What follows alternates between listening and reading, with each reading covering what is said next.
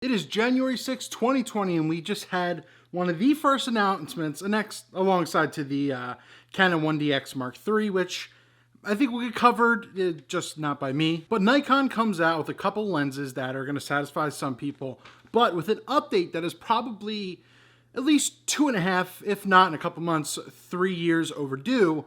Probably should have been something about 2017, maybe even 2018, but we've got the D780. Where 60 and 70 went, I don't know. So the D750 was one of the best Nikon cameras that I've ever owned. Had the honor to do a lot of professional gigs with. Besides the D700, which is pretty legendary, the D750, even above the 850, I think, is one of their best DSLRs and most selling of all time. Now, this camera, the D750, was announced back in September of 2014, that kind of alluded to, and we have this now in 2020, early 2020. So what really improved with this guy right here, and who's it really for? Nikon quotes, the D780 is versatility meets agility. They might as well have just said, it's kind of like a Z6, but with a mirror, and it's kind of mirrorless. So the D780 does have improvements from the D750. Mind you, at so many years ago, they needed to do something to make it legit because it does have a high price tag of $2,300 US. So keep that in mind as we're going throughout all of this.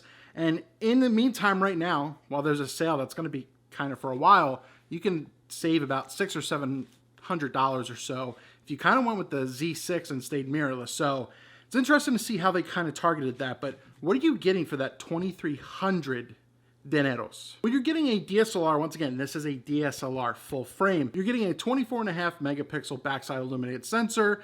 It's going to be good for dynamic range. You're going to see an improvement in that. You're getting the X-Speed 6 processor, which is basically only found in the Z6. So it's even improved over what the current D5 is right now, which has the X-Speed 5, I believe. And obviously the D750 with the hat as well. So you're getting something that's going to be able to work and process and do a lot of things. It's good. The X-Speed processor is a very good thing that Nikon uses. And one of the main perks, and it's something that is stupid that it's always limited, is the max shutter. Now in the D750, it had a 1/4000th of a second max shutter, so you do get limited on that end. But with the 780, it's opened up and you have 1/8000th of a second shutter, so you can do a lot. It's going to be good for sports. I mean, kind of capturing whatever the heck you need, but it's still going to have most likely a 250, 320 sync speed, so you're going to need optional systems for that. It's obviously no leaf shutter or anything, but you get a lot of versatility with the shutter, something that should be pretty standard. Now, the cool thing is this actually has two different autofocusing systems really built in, two different little things. So if you're going optical, you're getting something that was kind of taken out of the D5, so something very, very high-end thrown into the 780 right here. 51 autofocusing points, and you get a lot of the algorithms that you get from that D5 in this right here. So it's going to work. It's going to work very well. The other thing is if you're going through live view, now this is basically kind of where it's like a mirrorless Z6, but with a mirror, where it's basically going to have a direct readout from the sensor, just like that as well. 273 hybrid autofocusing points. You're going to get 90% coverage over the entire frame, and it's just going to have fast, I think, phase detect autofocusing built into continuous video. So it's going to be very, very strong, especially in regards to eye autofocusing and multi-eye detecting in the screens as well. So pretty strong. Nikon obviously claims that the battery's improved. They can get up to 2,300 shots on a full charge. So we'll see if that's normally true. That normally isn't the case. Once again, you're getting a lot out of this camera with this, file size and everything. So we'll see how that plays out whenever that comes out. USB-C connectivity, so it's up to current times. It's a very, very good choice for whatever you need to do with that. And it does have dual UHS 2 slot memory cards. So you get your 2 memory card slots, which should be standard on every camera anyway. This last portion is really just to cover the video side of things. And it's nothing insane, but it is good for Nikon to have this, but they're still a step behind. They're going to have full readout 4K video.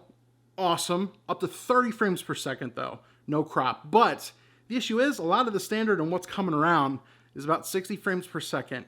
So why not? But I guess they decided to play it safe because a lot of stuff right now is also 30 as well. So you get that, and 24 and 25, I believe. And promising built-in, you don't need some kind of external thing or some firmware up front. You will get a 10-bit HDMI and log, so you get log with this 780, which is very, very good. You'll have way more control to be a very mute-looking file, which you can have a ton of control in editing, so that's a very good thing. And it's also going to have another, and this one can get grainy, all depending on how you edit it and however you're using it, but you get a lot of range out of it. HLG, which is essentially HDR in video. So if you're heavy into video, this is a good option. Still wish it was more 12-bit than 10. I mean, at least it's not 8-bit, but it's a very, very good option. Lastly but not leastly, you get your typical mic input, so you can use whatever you need. Your focus peaking, zebras, timecode, etc. And just a couple quick little notes before I kind of wrap it up. There is no pop-up flash on this. So you need external flash if you want to use flash, which really kind of helps with weather sealing in that regards. And Nikon says they are not making a grip for this camera. There's going to be third-party stuff out there most likely, so if you really need it, keep an eye on that. But it's kind of a weird decision because for when I used to shoot weddings, I loved having a grip on my camera. I had the authentic Nikon grip for the D750, so not having it, we'll see. But maybe they decide to do it in the future, but as of right now, no grip. So I had moved on from the D750 to the Canon 5D. So I really was concentrating. So years ago when I made the switch before Fuji from Nikon to Canon, I was really focusing on doing more video stuff as well. And that made the jump for me. I wanted some more versatility, and Nikon was really, really holding back. So when I jumped to the Canon 80D, 60D Mark II, the 5D Mark IV, the 1DX Mark II, I got a lot of what I wanted out of it, and that's why this camera should have been something in 2016, 2017, 2 or 3 years out from 2014, because it would have fit well for the time, at least fit into a spot. I think it's a little too late, but it's going to be a very, very strong camera.